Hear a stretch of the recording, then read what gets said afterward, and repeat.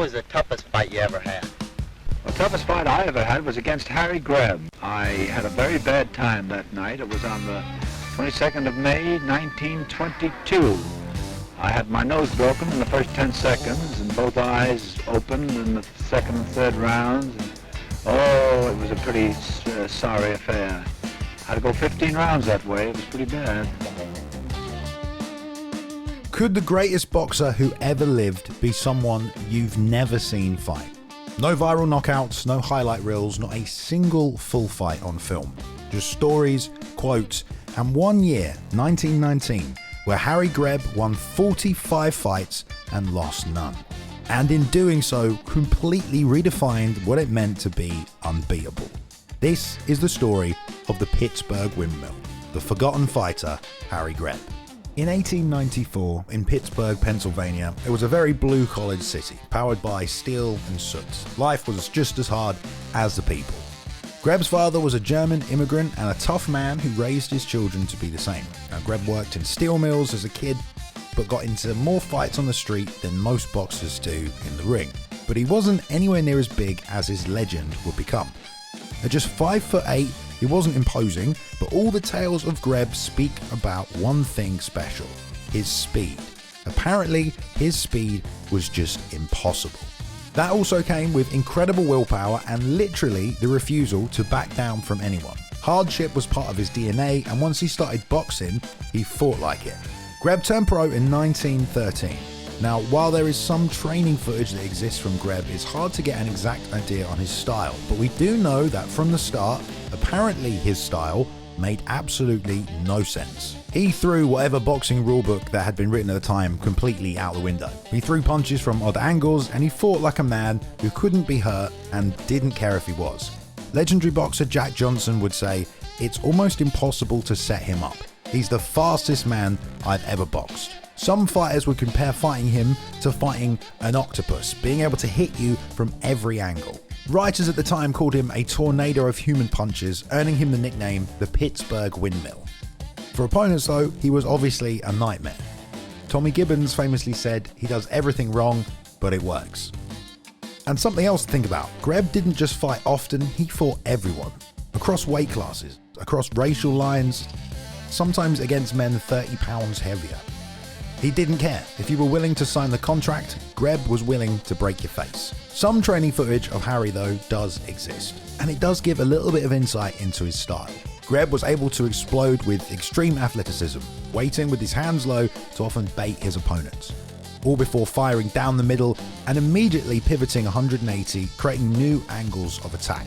This is a great showcase of his speed. The footage we do have also shows him using a long jab and good head movement to circle and throw, tactics he'd use to defeat men much higher in weight and size. Watch here as he then darts and cuts a perfect angle ready to come forward and throw again with strikes. He'd often use feints and misdirection and then strike down from above with his right, generating a ton of force and disguising his intentions. Greb's movement and speed allowed him to really get low on the inside and explode out when changing angles. As he throws the right, he's also throwing his whole shoulder into the shot and rotating all the way over, almost turning it into an elbow as well. But there's another purpose here. This was also part of his tactics. He would throw the right hand, and as he does, watch his foot as he steps through with his right leg, which becomes the base for his angle change, making his pivots easier and disguising his offense. He'd go on to beat many Hall of Famers and world champions with this style, with the boxing legend Gene Tunney once stating, "He was never in one spot for more than half a second. All my punches were aimed and timed properly, but they always wound up hitting empty air. He'd jump in and out, slamming me with a left and whirling me around with his right, or the other way around." It wasn't just skills that Greb had though. Apparently he would keep coming round after round. He never slowed down, and if anything he got stronger. Writers were often stunned by how Greb seemed to get his second wind in the 15th or sometimes 20th round. Apparently he once said, "Why rest? If you rest, the other guy hits you." Against heavyweights, that kind of pace and pressure was even more important. Here against Hall of Fame heavyweight Philadelphia Jack O'Brien, he starts low with a cross to the body, and then follows that up with a jab to the body, all tactics fighters use today to control range and timing early in a contest. And even though he looks in danger of reaching over, he brings up the lead hook on the exit ready to threaten offense. Defensively, along with his footwork, you can see him bringing up his rear right hand to parry incoming shots. And even when throwing the jab, he keeps his right hand extended to control the jab hand of his opponent. Now, these jabs to the body are effective against heavyweights as O'Brien backs up and resets. And then he takes an elbow here from Philadelphia Jack O'Brien. But we can see him stepping through and overextending on purpose almost, as well as he throws the long 1-2 so he can roll his head out. In the clinch, he times up the bigger man, holding on to the power arm and glove. Some people did also say that he was quite scrappy, especially later in his career, and had a few tactics kind of like this.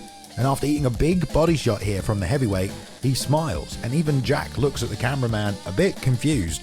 And then we see some flashes of the tactics that bested many heavyweights as he probes with the lead hand, then takes the angle, then he sneakily locks up O'Brien's hands up top, then fires a shot down and steps through yet again as he throws the left hook. And here you can see what people mean about changing angles and him hitting you from every situation. And then he's still safely able to exit from the danger. And then he goes back to the same tactics, launching another massive straight right to the body and rolling out of trouble. This hit and run style of constant angle switches and taking his head off the center line with power punches was also a nightmare for traditional boxers at the time, who'd sit back and lean back in their stance, waiting to pull shots and counter, but they just couldn't find Greb. It is crazy though that we don't have any fight footage of Harry. But what we do know from what we have seen is that his speed and power were truly one of a kind. Watch him destroy this speed bag while slamming it with massive overhands, and everyone is just completely in awe of this guy. The speed at which he moved and the power he seems to be able to generate just looked insane. But I want to talk to you about possibly the craziest thing he ever did, the year of complete madness that was his boxing career in 1919. Greb got married in January, and then he went out and boxed 27 times in 6 months. And he wasn't just beating journeymen, he took on 4 Hall of Famers that year. Mike Gibbons, a master boxer known for his footwork and precision. Greb outworked him with volume and chaos. He told press, Greb is fast and bounds like a kangaroo all over the ring, hitting from awkward positions. One can never tell when he is going to let fly a solid punch or a light tap. No matter how good a boxer may be, he will have a hard time figuring out Greb. In just 1919 alone, he also beat the reigning light heavyweight champion battling Levinsky 4 times. Levinsky was a master defensive fighter with great reflexes and footwork, but apparently even he just couldn't keep Greb off him, whose constant aggression broke through the bigger man's defensives time and time again. He also beat Billy Misk that year, another Hall of Famer. He was a 6-foot dangerous puncher with tons of aggression and great timing, and Greb smothered him with relentless pressure.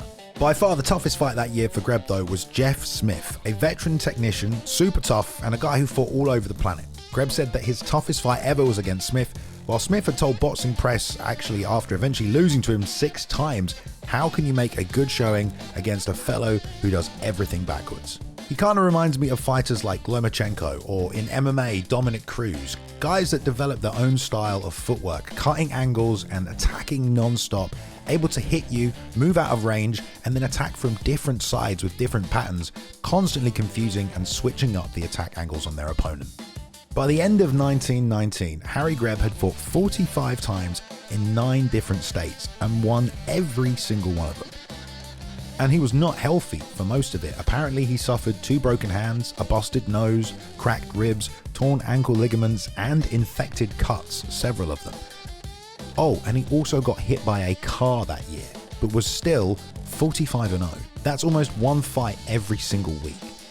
And each fight was a war against top competition, and each time Greb came out swinging. In 1 year, he did what some boxers will never achieve in entire careers. It's considered by some one of the greatest boxing achievements of all time, and it didn't stop there. From 1917 to 1923, Greb went on an unofficial 52-0 run. Then, after eventually losing to Mike Gibbons, he went unbeaten in another 56 straight fights. He only ever lost 1 fight across a stretch of more than 100 bouts. But he never won a belt during this time. In an era where there was only 1 champion per weight class, so just 8 title holders, many people were apparently just afraid to even fight this guy. But he still eventually beat world champions in nearly every division. When middleweight champ Johnny Wilson refused to fight him, Greb didn't wait, he just beat up all of the rest of the division until they couldn't deny him anymore. And finally, by 1923, after over 200 pro fights, Harry Greb became the undisputed middleweight champion of the world. But unbelievably, this man still didn't stop there. He then cleaned out the light heavyweights. Then he set his sights on the heavyweights, specifically a fight with one of the greatest of all time, and a name you probably do know, Jack Dempsey. But many reporters and even boxers at the time said Dempsey was scared to fight him. Then Harry, again at just 5'8", began beating all of the heavyweight contenders and using his speed and relentless pace. He never got a title shot at heavyweight, but he beat everyone they put in front of him. Eventually, Greb went to Jack Dempsey's gym in New York to spar him, where he apparently gave him the toughest time of his career. New York Times said in September 1920, the Pittsburgher was in fine fettle after the excellent showing he made against the champion yesterday. Greb promptly rushed Dempsey. The onslaught was so sudden that Jack was caught off his guard. It was a whirlwind 3 rounds that these two fighters staged. There were fully 2,000 people present, and they were treated to about as much action in those 3 rounds as is usually in a crowded 8-round bout. Apparently, Harry's head collided with Jack's mouth, and the champion was spitting blood from a gashed tongue for the rest of it. He never fought Dempsey, but most people that day thought Harry boxed circles around him. Gene Tunney, a boxing legend and the man Greb would later beat, said Greb is so fast and agile, he would embarrass Dempsey. And Jack Dempsey himself would say, Greb is the fastest fighter I ever saw. He even said he was faster than any lightweight he'd ever seen. Unfortunately though, in the year following that sparring session, in a brutal 1921 bout against Kid Norfolk, Greb suffered a detached retina in his right eye. He went completely blind on that side. He told almost no one, he kept fighting, and he kept winning. For years, he fought in secret with only one eye, not unlike Michael Bisping from the UFC. But time eventually caught up with Harry. By 1926, his body had taken too much damage.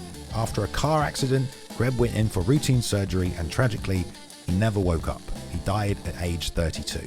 He is almost a forgotten legend in boxing among many. Harry Greb had nearly 300 fights in 13 years. He fought 50 times against Hall of Famers and he beat 30 world champions. He took on anyone, anywhere, at any weight. And again, this was a time where there was only one title per weight class. Canelo has beat 20 world champions. Mayweather has beaten 23. Manny Pacquiao has beaten over 20 as well. But there are way more titles for these guys to fight for. Harry Greb literally fought anyone who would fight him. He was absolutely fearless, and his legend lives on with the boxers that spoke about fighting him, because despite all this, we have never seen him fight on film.